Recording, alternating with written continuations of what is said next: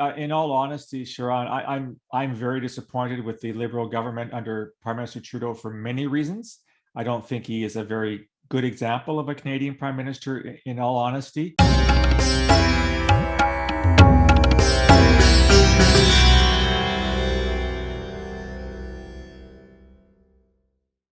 Very good evening, viewers. Namaste and welcome to Citti Media. I'm your host, Sharon Citti. Joining us today again for a conversation is Senior Canadian Intelligence Officer from CSIS, Phil Gurski. Phil, thank you so much for joining me today for this conversation. It's a privilege to have you again on the show. Oh, it's my privilege, Sharon. Thank you very much for having me back on the program. How have you been? First of all, belated wishes for Christmas and New Year's. Thank you, and same to you. It's been an interesting start to 2022. We had a massive snowstorm about a week and a half ago. We had more than 50 centimeters of snow. Right. I shoveled my driveway 6 times that day, and we're getting another 20 centimeters tonight. So it'll be another 5 or 6 times out in the driveway shoveling. Very typical Canadian winter, but I was out for a very long walk in my snowshoes on the weekend. Beautiful, minus 20, blue skies. It's a wonderful time to be outside. I can only imagine. I've been seeing your pictures on social media, so it looks absolutely gorgeous, and hopefully I'll be there someday soon. Phil, we obviously are here to talk about what's happening in Canada, because a lot of news reports are putting the events that are taking place from their own perspective, regional, national, international, whatever. In fact, I was speaking to one of the top Indian diplomats just a couple of days ago, and we happened to come across the protests that are happening in Canada. And it's very rare for an Indian diplomat to usually comment on what's happening abroad because it just simply doesn't belong in their vernacular. But the general sentiment that I see in India and with a lot of people is that they're very miffed with Canada and how Prime Minister Trudeau has approached the bilateral relations with India. I'm not surprised. In all honesty, Sharon, I'm very disappointed with the Liberal government under Prime Minister Trudeau for many reasons. I don't think he is a very good example of a Canadian Prime Minister, in all honesty. The way he's handled this particular crisis, which of course is the blockade, so-called truckers' convoy that is concentrating on just outside of Parliament Hill on the street, right outside of the National Parliament, other parts of downtown Ottawa, I think also betray his lack of leadership qualities in many ways. In fairness, he's just come down, he's tested positive for COVID. That can't be the greatest time. He says he's feeling okay, but he's been rather absent, shall we say, when it comes to what's happening right now in the nation's capital. And I think a lot of Canadians are asking the question, shouldn't our Prime Minister be a little more front and center when it comes to events? This is a large event for Canada. I'm not sure the numbers, but several thousand, it seems like, have gathered in Ottawa to protest a whole variety of things, which we'll get into. And it seems to me that the government response has been far from ideal in this regard. Right. Before we get into the nuances of what's exactly happening, could you please explain what the Canadian public opinion is on this issue? Does it stand divided? Mm-hmm. Not surprisingly, we're a big country. I mean, not nearly as big as India in terms of population, some 38 million Canadians, and a very large country, the second largest country geographically in the world. And therefore, opinions do vary from coast to coast to coast. Most Canadians, based on the opinion polls that I've seen, believe in vaccines for COVID-19. Most Canadians, I believe about 3/4 of Canadians, are double, if not triple vaccinated with the booster shot. They believe in the science. They trust the doctors and the specialists who are experts in their field of public health, and they'll follow their advice. There are some that, reject the advice of scientists and doctors. There are some conspiracy theorists. There are those who simply use this opportunity to protest all kinds of other things. But generally speaking, and this is an overgeneralization, and I apologize for it, right. Most Canadians, for the most part, are law-abiding, relatively intelligent people who will make careful decisions based on the best information available.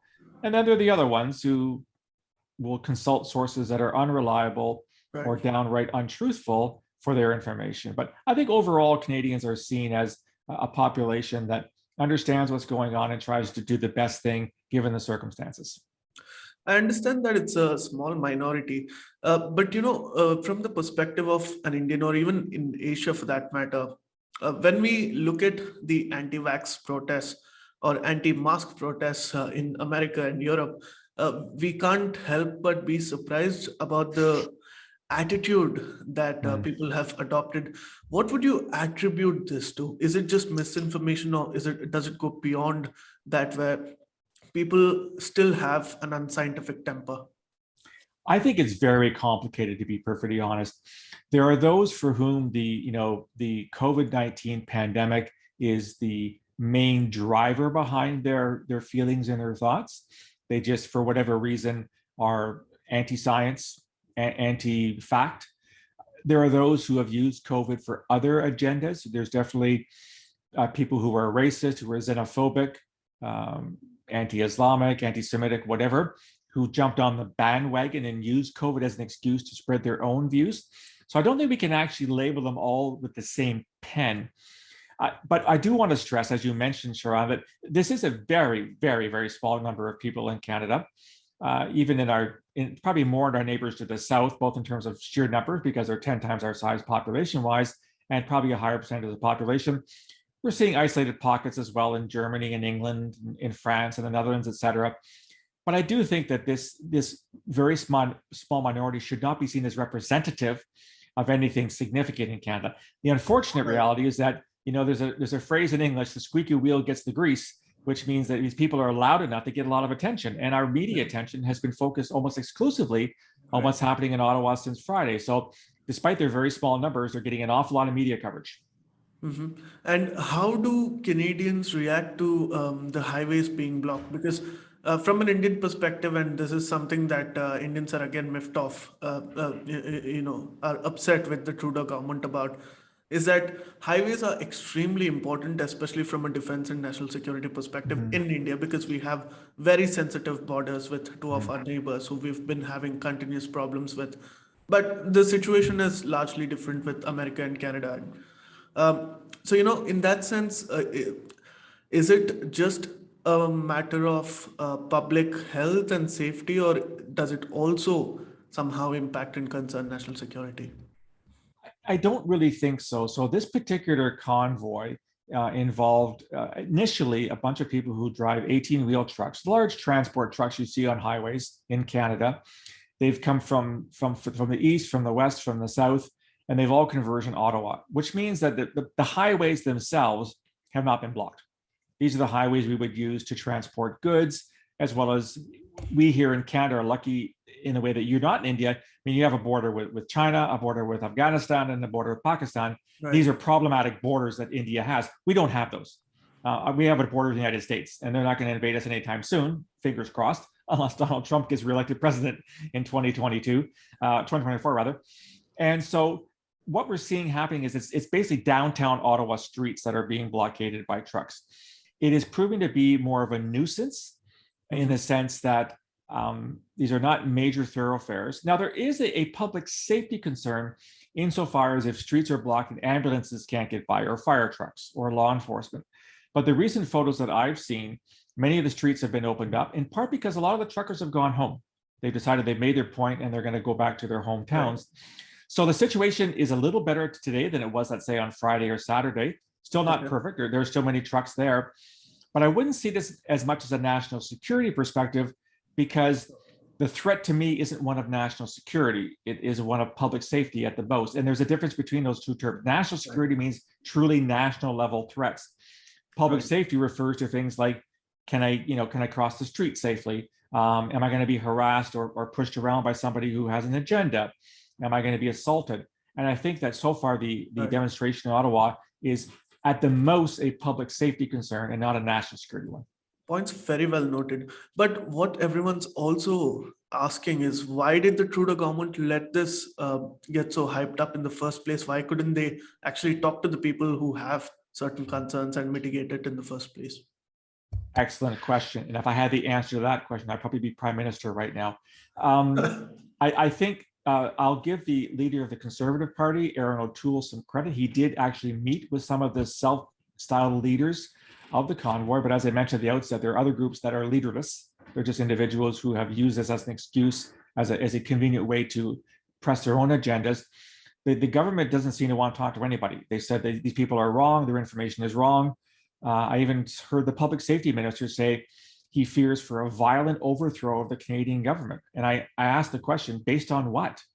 I've seen no information to suggest they're trying to overthrow the government. Now, maybe there's intelligence to which I don't have access to anymore. That's possible. But I do think the Liberal government has been very, very remiss in not, as you said, addressing the issues in advance, developing a conversation to see if they could have avoided this situation in the end. Right. And as a consequence, you've got the situation we're in right now in downtown Ottawa. I've read a few intelligence reports, or at least news reports, which suggest that there are concerns that external factors may also be involved in pumping up the protests. There are always external factors. Like I said, you've got a number of people who have their own agendas, their own beliefs, their own extremist thoughts, and they've used this as a convenient opportunity to come to Ottawa. But again, a couple things. First of all, if there's intelligence suggesting a real threat to public safety, I'm sure that intelligence has been passed on to the law enforcement, so they can act upon it. So if CSIS, Canadian Security Intelligence Service, where I used to work, identifies, Phil Gurski's been talking about, rushing Parliament or something, I'm sure that's been passed on, and people are following Phil Gurski to see what he's up to. The other issue, and I've made this point on Canadian national media repeatedly, what you see happening online in terms of voices, statements, boasts, claims, whatever, rarely gets translated into reality. Meaning, the vast majority of people who post things online that seem threatening in nature never act upon those, either because they never have any intention of doing so, because posting information is free, doesn't cost you anything, or they're cowards, or they simply don't have any capability. Right. And any true intent. And the mistake is that people are drawing a line between something that's posted being almost a prediction of what's going to happen. And in my time working in the security service on Islamist terrorism, the vast majority of people that we investigated under our legislative mandate, under the CSIS Act, who were supporters of ISIS or Al Qaeda or whatever, never actually did anything, which means they couldn't be charged under the Canadian Criminal Code. So I just caution people to say, be very careful with drawing an equivalence, if you will, between what's posted online and what's happening in the real world. If I could redirect your attention towards what we left off last time on while we were having this conversation, we were talking about the early 2000s when 9/11 happened and how Canada got also affected because of radicalization, some of it homegrown, some of it influenced by external factors. But there is a Khalistani element as well, and this is something that's caused a bone between both the countries, and this is that trigger point for India and Canada relations. So what is Canada doing internally, and how did this entirely develop in Canada, historically speaking? Okay. So obviously, historically, when CSIS was created in 1984, by that point, it came out of the old RCMP security service. There's already an awareness of Khalistani violence, Sikh terrorism. As you and your listeners are well aware, there's a robust Sikh population in this country. I don't know what the numbers are, but I'm sure it's well over 1 million people in Canada claim to be Sikh. And there was a very, very small element within that community that supported violence for the forcing the Indian government to recognize the independent Khalistan in the Punjab. Of course, that reached its zenith in '85 with the Air India bombing, in which 329 people were killed off the coast of Ireland and 2 in Japan by bombs placed on aircraft by Canadian Sikh extremists. That was the investigative priority for CSIS in the 1980s. As the 1980s became 1990s, it became less of a priority. Other things came on the scene. Islamist terrorism arose, for example, in the 1990s. We had Canadians go abroad to fight with a variety of groups. Of course, we had the first World Trade Center bombing in '92. Yeah. And then 9/11 basically stole the show. And then the counterterrorism efforts of the security service, and I was there at the time, were not exclusively, but largely predominated by Islamist terrorism. The problem is that Khalistani violence has never gone away. There are still people, and I'm sure your listeners realize this, who still advocate the use of violence to attain an independent Khalistan. I have no idea what the size of that problem is in your country or in my country, but it hasn't disappeared completely. In recent years, I think we've seen a slight renaissance in Canada of this mentality. Nothing violent has happened to the best of my knowledge. And I can't draw on any recent examples of Canadians who've been involved in violence in India for the Khalistani cause. But the extremists haven't got their way. They haven't achieved their goal. There is no independent Khalistan in the Punjab. Yeah. And what that means is that you'll always have a few individuals, numbers will vary from time to time, who will maintain that strategy of trying to plant acts of violence to get their way. Yeah. I don't know how many resources, if any, right now are being devoted in Canada to monitoring Canadian Sikhs who advocate violence. It shouldn't be zero, but I can't give an answer to you right now. I understand, hence, the frustration of Indian officials who perhaps think that Canada's not doing enough to monitor the situation.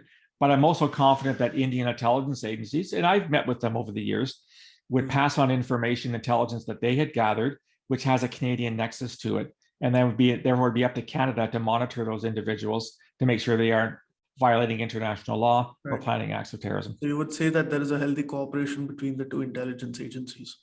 I think so. I mean, not that we agree on everything, but that's the nature of intelligence, is that you have an alliance with somebody. It doesn't mean that you always see eye to eye on all issues, but intelligence sharing is what makes intelligence work. Like I said, we're a small country. CSIS has only got about 3,000 or 3,500 employees. The Signals Intelligence Agency only has 3,000 as well. We can't do it all by ourselves. Hence, we rely heavily on the Five Eyes network with the Americans, the Australians, the New Zealanders, and the Brits. But when it comes to other issues, we rely on other partners, Western European partners, South Asian partners, Middle Eastern partners, because that's how intelligence flows. You develop trusting relationships, you share information, you assess the information for its accuracy, because let's face it, even intelligence agencies have agendas from time to time they want to push, but you cannot simply do it on your own. And that's why you have these robust relationships to make sure the information is flowing between your two agencies. Right. And I think it has to do more with the concern that a few elements that you mentioned are mostly financing several activities in India, more than taking up arms. I think we are way past that. And of course, there are minor hiccups here and there. But in terms of curbing terror financing, what can be done, especially in the case of Canada and India? To the best of my knowledge, there are still several Sikh organizations, which are what we call listed terrorist entities in my country. What that means is that if you support those organizations with money, you can be charged under the Canadian Criminal Code with financing terrorism. There is an organization that's contained within the Canada Revenue Agency called FinTrack. They've been around since the post 9/11 period, and they do monitor transactions to determine if, in fact, money is being donated to, let's say, I don't know, the International Sikh Youth Federation. I believe is still on the list here in Canada. If they can demonstrate that Phil Gurski gave $1,000 to the ISYF, then that's a crime under the criminal code, and the RCMP can arrest me, charge me, and bring me to court for financing terrorism. So that's the organization that's responsible for that. My former organization, CSIS, obviously does investigations as well. Like I said, I don't know to what extent Sikh Canadians are being investigated, but there are laws on the books, there are practices in place, there are mechanisms in place, so that if there is financing coming from Canada to organizations which advocate the use of violence for an independent Khalistan, that in fact they can be charged under Canadian law. Right. And, as far as Islamist terror is concerned, now we've been tracking the developments in Afghanistan, and there are reports which suggest that there is a possible scenario where another 9/11 incident may happen, and the terror infiltration basically may take place. So, are the guards up in North America, and how's the security situation there? We still see, or rather we still should see, Islamist terrorism as the #1 terrorism threat internationally. I monitor it, as you're aware, on a daily basis. I'm coming up with a podcast next week to show how many attacks there were in January of 2022, just based on my own open source information. And at the conclusion, here's a spoiler alert: 99% of all the attacks last month were carried out by Islamist terrorists around the world. Wow. Not the far right, not Hindu terrorists, not Sikh terrorists, not Buddhist terrorists, but Islamist terrorists. The problem is that in my country, at least, it almost seems like you can't use the word Islamist terrorist anymore. It's seen as an insult. It's seen as Islamophobia. I've pushed very strongly against that. But it worries me that if people deem that you cannot investigate a threat because it's somehow deemed as investigating a community or a faith as opposed to individuals who advocate the use of violence, I get really worried about that. And I can't speak to the possibility of another 9/11. I know obviously that's the greatest fear in everyone's mind. The Taliban are lying about what they stand for. They're not Taliban 2.0. They're the same Taliban we've dealt with since the early 1990s. Yeah. They still have terrorist groups on their soil. Yeah, one of them are fighting with, which is Islamic State in Khorasan, ISK, but the Taliban are the same figures that were responsible for tens of thousands, if not hundreds of thousands of deaths over the past 30 years in Afghanistan. Right. And as a consequence, I wouldn't be surprised if they're either turning a blind eye at best or actually perhaps aiding in some way terrorist groups in Afghanistan to plan acts of terrorism outside the country.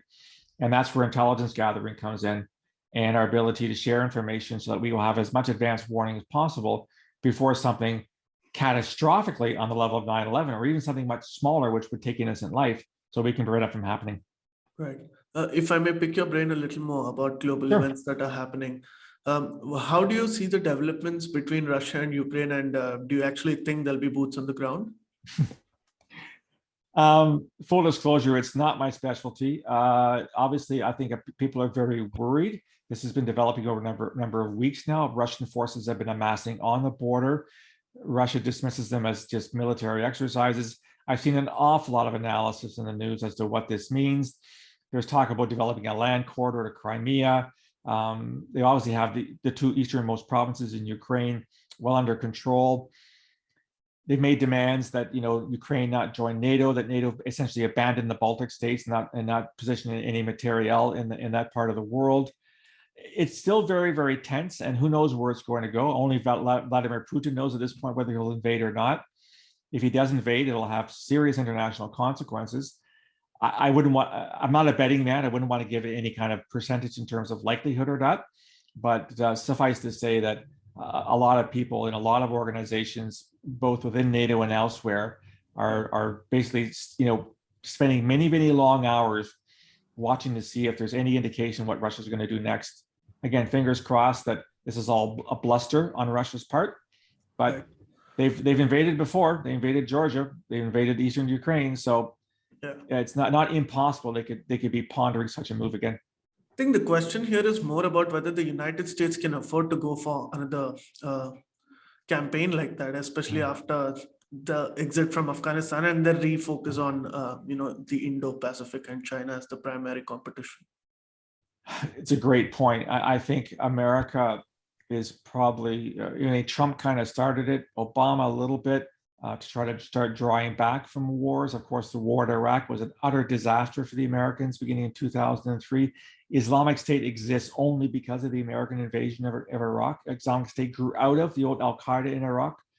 I think that President Biden and his administration are probably going to be very, very careful in making the decision to post any U.S. troops anywhere for that matter. First, it's expensive. Second, it invites retaliation. And third, it's not certain that actually works. So it seems to me the Americans are moving more towards a special forces sort of footing, the use of airstrikes and drone strikes against terrorists, for example.